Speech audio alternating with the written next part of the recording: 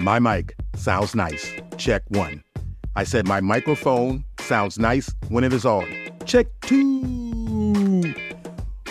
Welcome all you streamers back to another episode of Beyond the Rim, #BTR.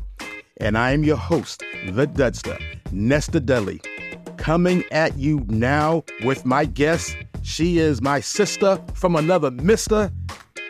She is Valerie. Valerie, say hello to the streamers out there. What's up, everybody? If you all remember Valerie was on Dudcast 17, Stop Killing Black People. So Valerie is here once again, and we're going to have quite the conversation because today's topic, we're talking about the embrace. The embrace is a bronze statue that has recently been unveiled, Boston Commons, Boston, Massachusetts.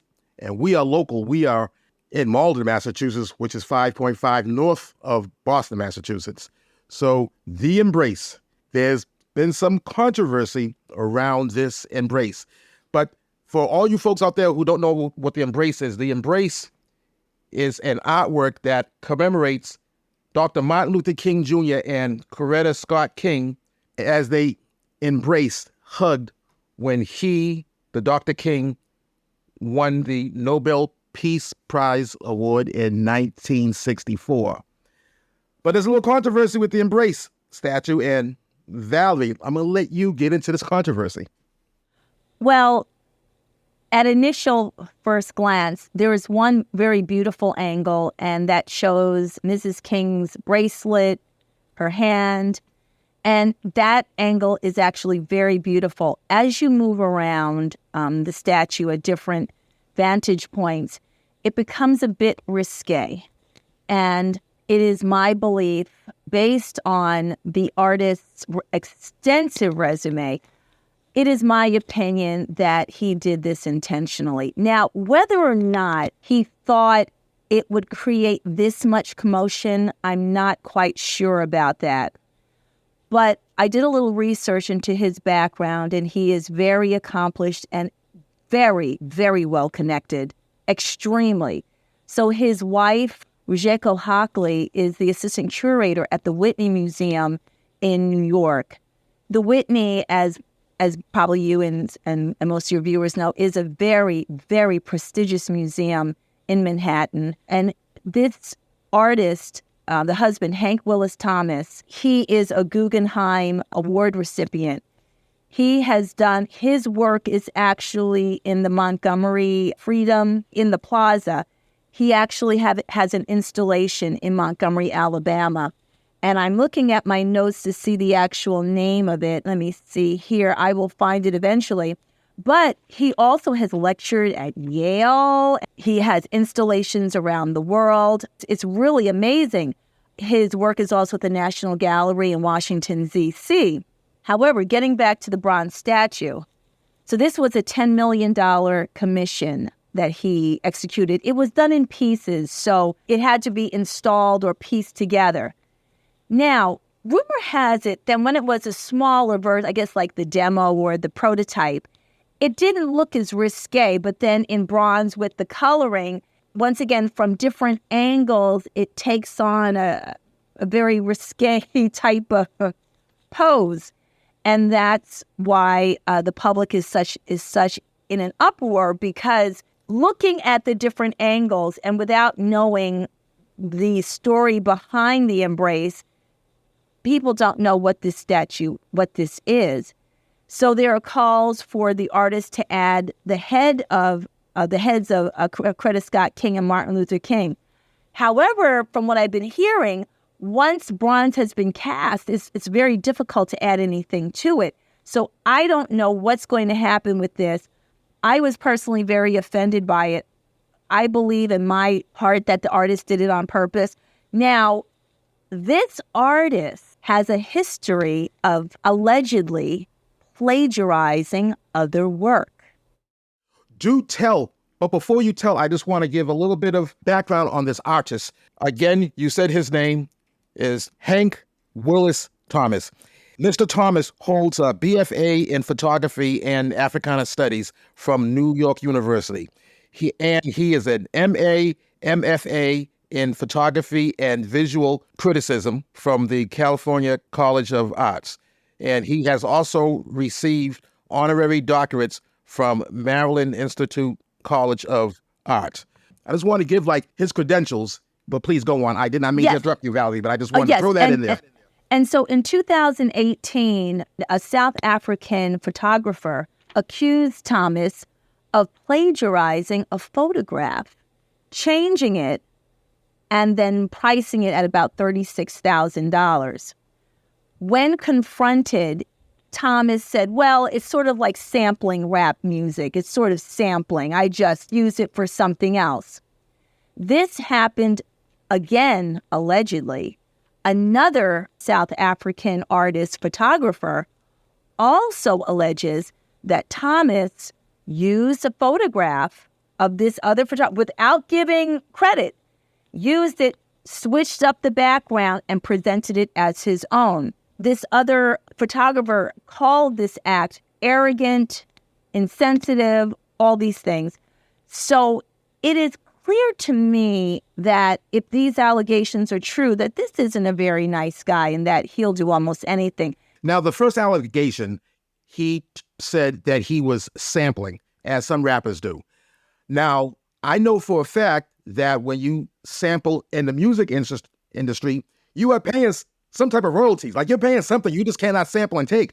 So if he sampled this piece of art, was there any monetary compensations? Well, I don't know all the specifics. However, this is my sort of intuition. If the photographer did not copyright the photo or somehow claim ownership, didn't have some type of legal proprietary, some type of ownership, ostensibly someone could just come in and take it. This artist, Thomas, I'm guessing, is a pretty smart guy.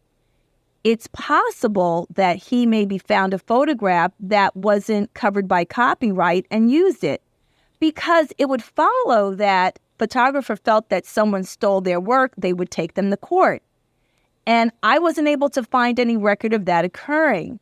There's something else at play there. I'm guessing that Thomas took advantage of the opportunity to use a work that perhaps wasn't owned, I guess, legally or copyrighted.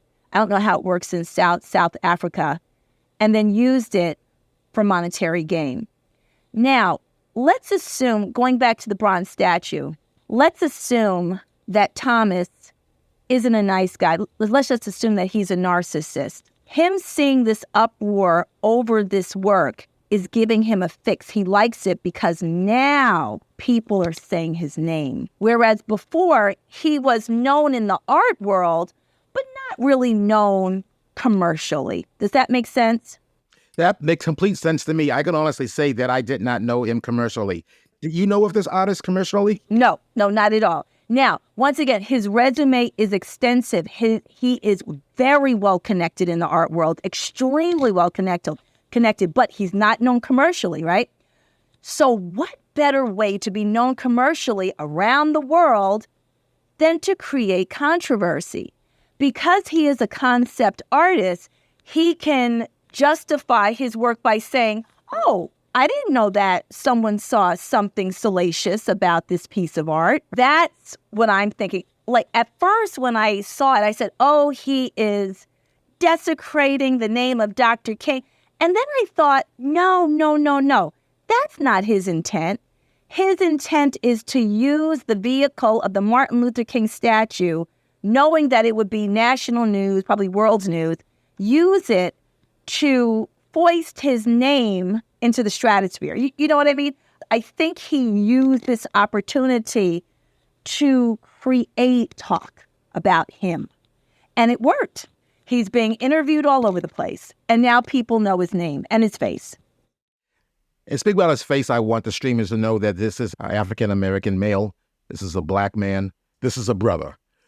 Him being a brother, I'm a brother. Valerie's a sister. She's also my sister from another mister.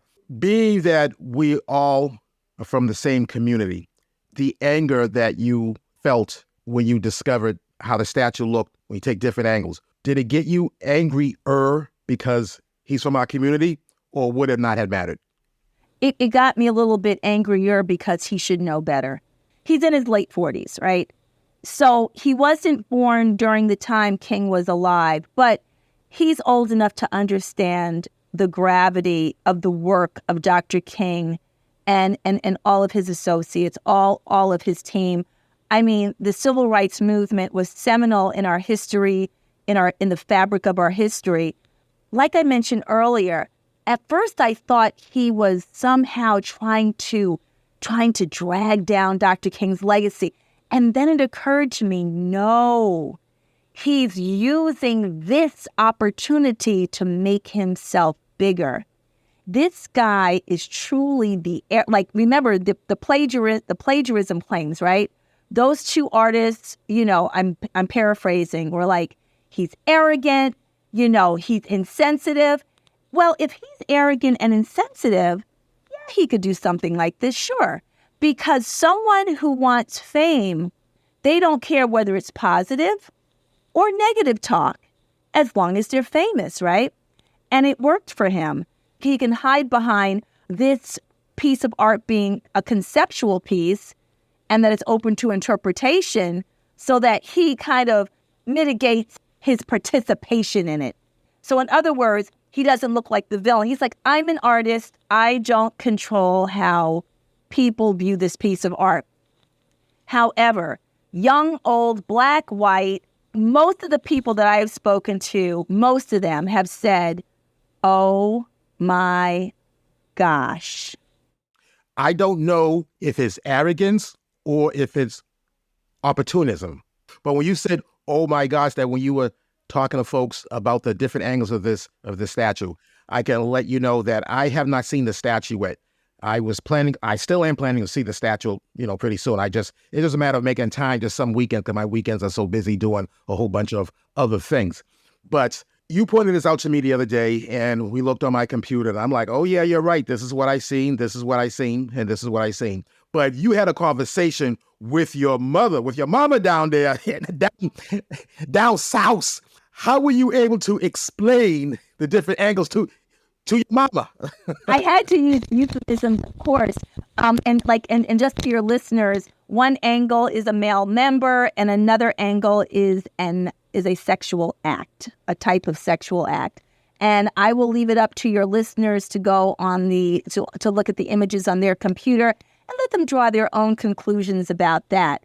Not to be too graphic, but as a conceptual artist, his primary aim is to elicit a reaction. So he did elicit a reaction, just not about the legacy of Dr. King. When people look at this piece, they should think, wow, this man, oh, he was incredible. He had a wonderful wife.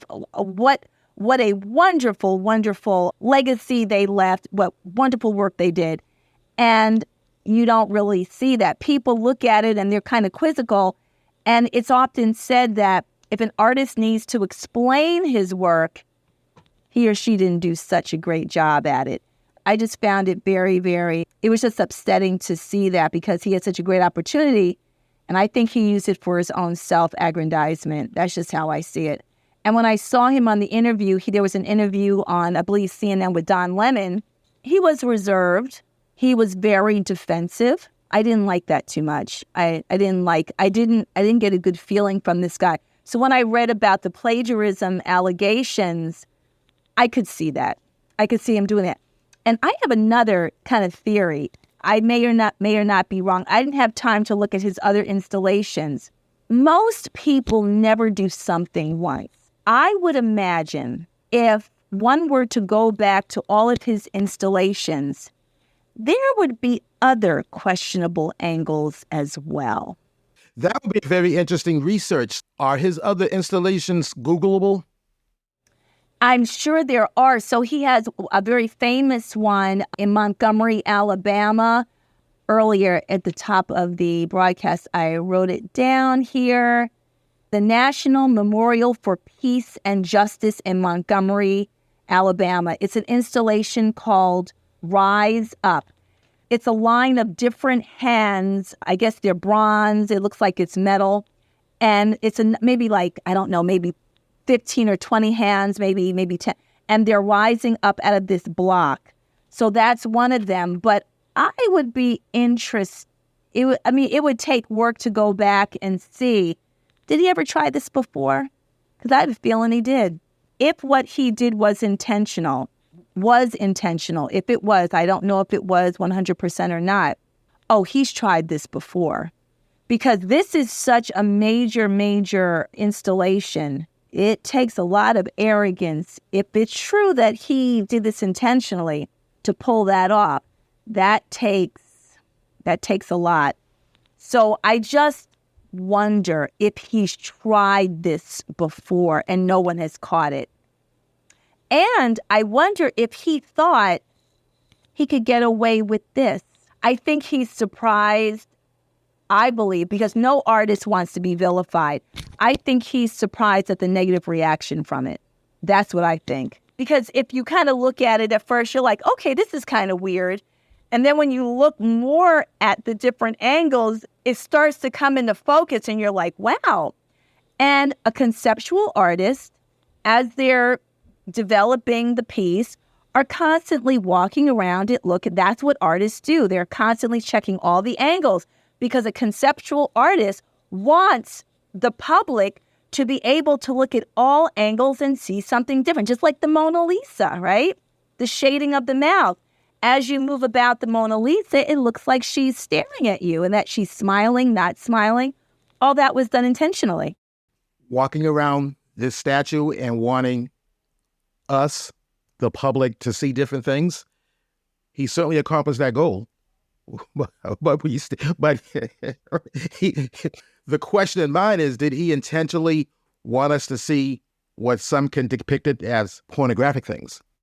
Based on this gentleman's, I shouldn't call him a gentleman, but I will, this gentleman's resume, his resume is incredible. The work that he's done worldwide, like once again, recipient of the Guggenheim Fellowship Award. I mean, he's serious. It's hard to believe that an accomplished artist like that would ever let something slip through inadvertently. He's in his late 40s. He's a grown man. His wife has so many accomplishments. Assistant curator at the Whitney is serious. That's a tough job to get. I could almost see if he were a novice. This was his first installation. He had never done anything major before. I could almost understand.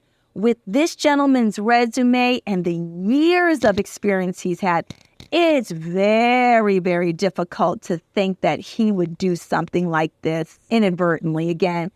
And once again, going back to the two allegations of plagiarism, and with him, apparently his statements, now this is just off of recollections online of what he said, not a very nice person. And the fact that he was so defensive and didn't give credit to the photographers for using their pieces, little arrogant. So once again, all this sort of points to someone who maybe thinks, I'm the artist. I can do whatever I want. It's up to my interpretation, right? And again, one angle is beautiful. If he could just take one angle of the embrace and just put the rest against the wall, it would be perfect. This is a 3-dimensional piece. You're going to walk around it. And apparently, from what I've heard, when the embrace was unveiled, there was a collective gasp. Oh, I did not know that. I did not hear that.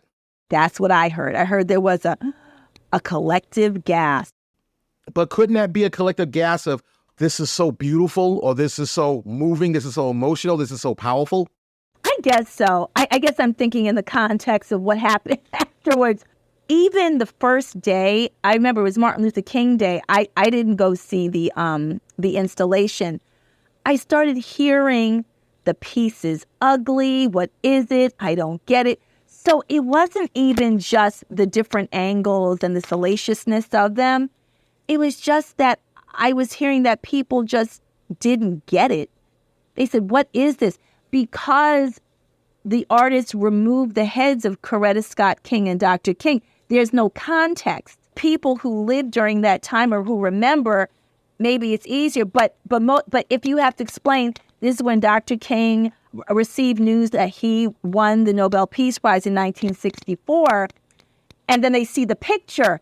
Then they're like, oh, okay, this is her arm, this is his arm. But because the heads are missing, people, it's like a separate group of people take umbrage at that as well. There are no heads on it, right? It's a piece that does not evoke thoughts of his legacy. It evokes thoughts of, what is this?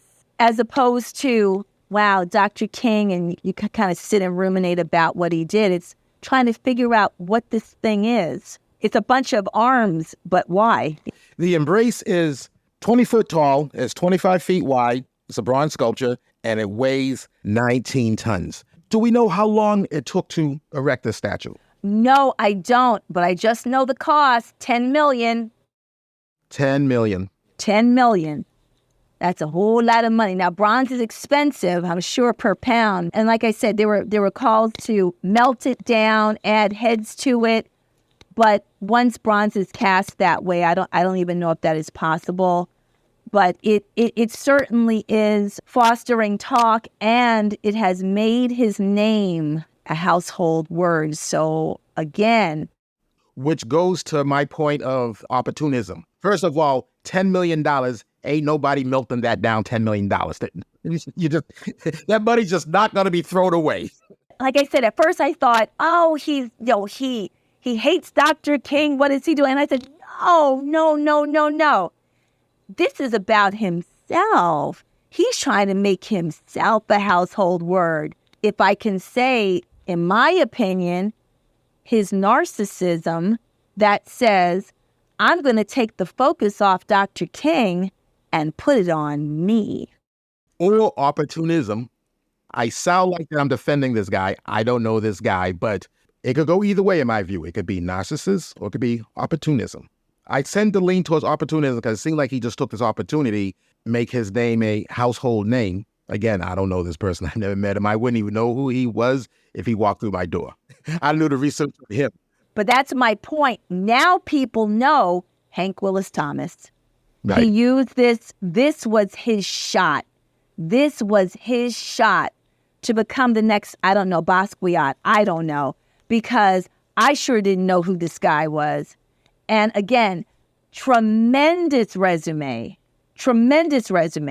installation, but he wasn't known and he wanted to be known. So this was his opportunity. He took it and he succeeded. Maybe he won. I don't know. The good news is that it doesn't matter what the art looks like. Dr. King's legacy can never be besmirched. His work, Mrs. King, the history, the legacy, the movement that they helped to found and push forward to the 50s and 60s can never be diminished. No one can ever diminish it. It really doesn't matter what this statue looks like, right? It's not changing the worth, the depth of character of Dr. King, what he did, and what he ultimately gave his life for. He really sacrificed his own life to further others, and for that, all of us should be very grateful. So if you look at it, maybe the joke is on this artist, Hank Willis Thomas. Maybe he'll get a few minutes of fame. I don't know. But he'll never have the legacy of a Dr. King. Hank Willis Thomas, born in 1976, and I know for a fact in Black households, my Black household that I grew up in, Black households that I went and visited in the 70s and 80s, almost all of them have had a picture of Dr. Martin Luther King hung up somewhere in their house. I know I had it in my house. Did you have it in your household? Yeah, in my grandma's house, in the bedroom was, I think, Dr. King, Robert Kennedy, and John Kennedy. It was like the three of them together or something like that. I would see a lot of pictures. It would be that kind of trilogy because they were all assassinated. So that's what I mean. I'm wondering if Mr. Thomas's parents are still alive. Hopefully they are. I'm wondering what they think about this. I'm wondering what they think about the sculpture. And I wonder what they think about the controversy. I wonder what they think When they view different angles, do they see what the rest of us see? It'd be interesting to see, what they think. Because again, Dr. Martin Luther King's picture was probably hung up in his household. Be just interesting to what they think about this.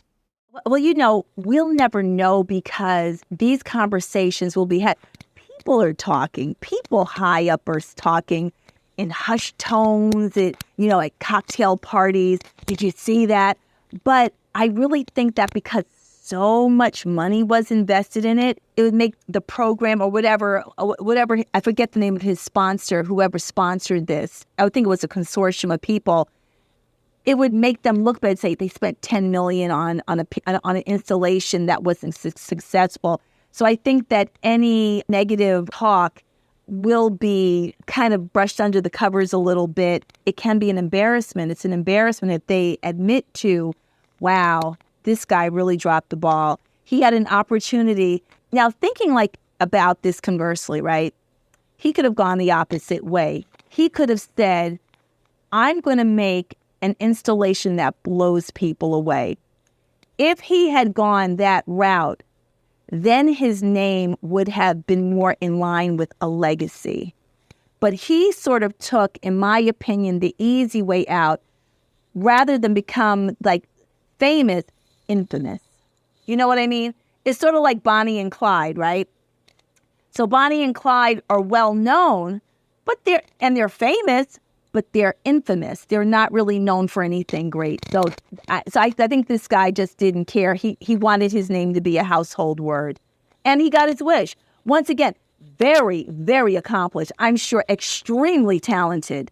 But he wanted the next level. He said, I'm just guessing, I'm tired of not being noticed. I'm tired of not being noticed. I want to break through to the commercial side. I want to be a household name. How am I going to do it? And he did it by doing something salacious. And that's exactly what he did. This topic was on the Leslie Jones. So Leslie Jones is a comedian who was on Saturday Night Live. Very talented lady. So she was hosting the Daily Show. She had it. Megyn Kelly had it. Numerous podcasts, including this one, right? People have been talking about this ever since Martin Luther King Day. It's been national news. And when I saw him on CNN, I'll tell you, he had a kind of quiet smirk on his face. He looked pretty content. He didn't look upset. He looked like, yeah, I'm here. I don't know what to say about that. I mean, if he did this on purpose, and it appears that he did this on purpose, was it arrogance? Was it opportunism? I don't know. You don't know. We'll never know. I can say, in my opinion, that if his goal was to be known, he certainly accomplished that goal. And you had said earlier that it would have been more powerful if he just did this right and not have this controversy. But when you do things right, is your name really known? So if you use the analogy in professional sports, if the referee doesn't or the umpire doesn't blow a call, the game goes by, and you're not talking about the umpire, you're not talking about the referee. You don't even know their names. You only know the referee or the umpire's name when they get a call wrong or something just goes wrong. That's actually a really good point. Maybe this artist really wanted to hit a home run and become famous. And he said, I've got to put the odds in my favor. So you just might be right about that. But let me ask you, Nestor, do you think that he did it intentionally? When you saw the pictures, did you get the impression, hey, this looks like did you feel like he was? Once it was pointed out to me and I slept on it and digested it, I'm of the opinion that, yes, of course he did it on purpose. As you said at the beginning of this podcast, he is so accomplished and has all these awards and stuff. Of course he did it on purpose, which is why I keep on harkening back to not arrogance, but opportunism. He took an opportunity to make himself known. And we'll find out if he gets any type of monetary compensations or rewards for this, meaning further work along the road. Is this a career killer, or is he going to be more in demand and hence his price go up? It could be a calculated financial risk. It's very interesting. Art is a real funny niche because Commercially, let's say it would be a disaster, right? On the private side, maybe now he can command 10 times as much for his art privately. So it depends how he markets himself. He may not want to be a commercial artist, but because of the controversy, now his art is worth so much more. So it's just like the artist Banksy I don't know if you're familiar with Banksy in the UK. Banksy, no one knows the artist. He's ostensibly a gentleman who does art. And it's very strange and kind of like kooky. And it commands so much because of this kind of eccentricity and quirkiness. So maybe, just maybe, this artist is trying to increase the value of his art. It's definitely in the vein, I believe, of I think it's arrogance and narcissism, but it's definitely opportunistic. He said, what can I do to get my name out there? When I tell you, if you pull up MLK statue, images, Google, if you're listening to Google images, you'll see all the images come up. All of them come up. And you have comedians are using this as material. So there's one, Kev on Stage. He's a real popular YouTuber, a comedian, very funny man. Kev on Stage. Comedians are using this. Talk show hosts are using this. Podcasters, bloggers. It's gone crazy. Black, African-American, YouTubers are talking about this topic. Like I said, he may have gotten his wish of being a household name because now we know who this guy is, because I sure had never heard of him before, ever. Hank Willis Thomas. Will his name live in infamy, or will he just be famous? Valerie, this time has flown by. We're almost 40 minutes into this. I think this is a good place to stop for now for this podcast. But my sister from another mister, I am going to have you on many more podcasts in the future. Thanks so much. This was a lot of fun. Is there any plugs out there that you want to get? Any shout outs or any last words that you want to say to the streamers out there? I don't know. I don't know. I didn't think about it. Just be happy, get out, enjoy life, tell your family that you love them. The world is a very difficult place right now, and it's important to have a good, nice network of people around you that love you and that you all take care of each other. Well said. Very well said. And go out and see the Embrace if you're in the Boston area or if you're traveling to the Boston area. I have not seen the Embrace yet. I will see the Embrace, and I want to see all the angles, and I want to see if I'm seeing the same thing in person that I've seen in photographs. So once again, Valerie, thank you very much for coming on this pod. Thanks so much, Nestor. Beyond the Rim is available on Apple Podcasts. Beyond the Rim is available on Spotify. Beyond the Rim is available on YouTube or wherever you stream your podcasts. Search for Beyond the Rim on Google and YouTube. Enter the Rim #BTR. Visit our website, btrmic.com. That's btrmic.com, where you can stream past episodes and discover additional podcast platforms where Beyond the Rim is available. Produced by PodPro Entertainment, Beyond the Rim lives within a network of podcasts located at podproentertainment.com. #follow, #stream, #retweet, Twitter handle @NestorDudley. Until next time, streamers, buenas noches. Hooches cooches. I came in peace. I leave with love. This is for the red, the black, and the green. Living cool, living calm, living clean. I'm out.